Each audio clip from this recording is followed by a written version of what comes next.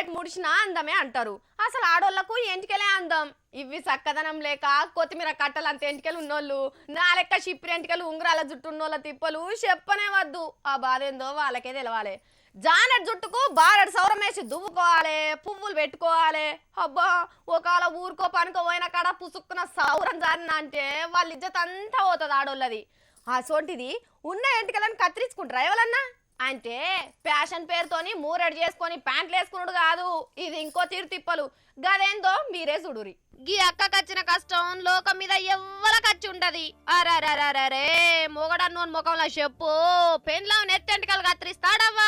పాపం ఎన్నేళ్లు పెంచుకుంటే గింత జుట్టు రావాలే. వాన్ కానన్ ముఖం మీద మనువడా కోపం వస్తే ఒకటి కొట్టపోయిండు. ఉత్త పుణ్యానికి చిన్నప్పటి కా నుంచి పాయిరం కొద్ది పెంచుకున్న షిగన్ కత్తిరిస్తే ఏమొచ్చిందవ్వ పెన్మిటికి? పెండ్లాన్ని చూసి కండ్లు మండేటోడు ఉంటాడు లోకంలా. అబ్బా ఎంత ఏడ్చి పాడైందో ఏమో. ఎంటికెళ్ళి ముంగట పెట్టుకొని ఎట్లా చూస్తున్నదో చూడురి, కళ్ళల్లో నీళ్ళన్నీ ఇంకిపోయినాయి పాపం. ఈ అక్కది కాకినాడ, పేరు ప్రసన్న. మరి గంతగానం మొగడు ఎందుకు కత్తిరించిండు? అంతగానం కాని పని ఏమన్నా వేసిందా అంటే గదేం లేదట. మ్యారేజ్ అయిన 6 నెలలు బాగానే చూసుకున్నాడండి. తర్వాత నుంచి కొట్టడం అండి, టార్చర్ పెట్టడం, ఇంట్లోంచి బయటకు వెళ్ళొద్దానండి. భోజనం కూడా పెట్టేవాడు కాదండి. నెలకి 1500 అండి. ఆభాషణలో అవి కూడా చేంజెస్ కడుపు మీద తన్నేసాడండి. ఒక ప్రెగ్నెన్సీకి ఎలా తన్నగానే పోయిందండి. ఇంకోటి ఏమో ట్యాబ్లెట్లు వేసాడండి బలవంతంగా. పిల్లలు కూడా వద్దు మనకి అని చెప్పాడండి. తల కూడా కట్ చేస్తాడండి. 31st రోజు నైట్ తల కట్ చేసేసి చాకుతో నన్ను పీక మీద చేతుల మీద కోసాడండి. అందంగా కనిపించకూడదంటండి. ముఖం మీద కూడా గీసాడండి. అవ్వా చెప్పుకుంటే ఇజ్జత్ పోతుంది. ఇంట్లో పెండ్లం అందంగా లేకపోతే ఎడవాలి గాని అందంగా ఉంటే ఓర్వనోడు వీడే మొగడు అన్నట్టు. ఎంటికలు ఎక్కువ ఉంటే ఇంట్లో పిలుచుకొని మెచ్చుకోవాలి. కొబ్బరి నూనెకు 10 ఎక్కువైనా సరే ఇచ్చిపోవాలి గాని గింత కనర్ మనిషి ఉంటాడవ్వా. ఓవా ఈ సక్కదనాల పిల్లగాడు ఏ దేశంలో దొరకడానికి చేసినావు పెండ్లి? జవహర్ వివేకానంద అబ్బాయి లవ్ చేశాడండి. లవ్ చేసి 7 సంవత్సరాలు అలా ఇంట్లో కూర్చోబెట్టాడండి.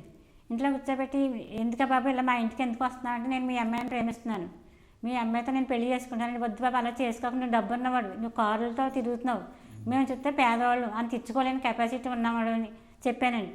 చెప్పినా సరే నేను మా ప్రశ్న ప్రేమిస్తున్నాను, నా తలను చూసి ఆ తల అందంగా ఉంది, ఆ అమ్మాయి నాకు హీరోయిన్లా కనిపిస్తుంది, నేను పెళ్లి చేసుకుంటాను, నేను ఆ అమ్మాయి అందాన్ని చూసి పెళ్లి చేసుకుని తలను చూసే పెళ్లి చేసుకుంటాను పెళ్లి చేసుకున్నాడండి. ఆగా చూసిన రానుల్లా ఈ షిగన్ చూసే సినిమా హీరోయిన్ లెక్కున్నదని లవ్ చేసి లగ్గం చేసుకున్నాడట. ఇప్పుడు గిదే షిగన్ కోసేసిండు కదా అంటే మోజు తీరిందన్నట్ట ఈ పేడు మూతి పిల్లగానికి.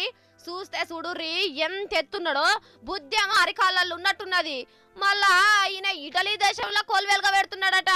ఈ సమేత తెలివి కూడా లేనట్టున్నది కదా. షిషి ఇప్పుడు ఏరే పెళ్లి చేసుకుంటానని ఏదో ఉపాయం చేస్తున్నాడట. చేసేదేం లేక వీళ్ళు పోలీస్ స్టేషన్ బాట పట్టిర్రు.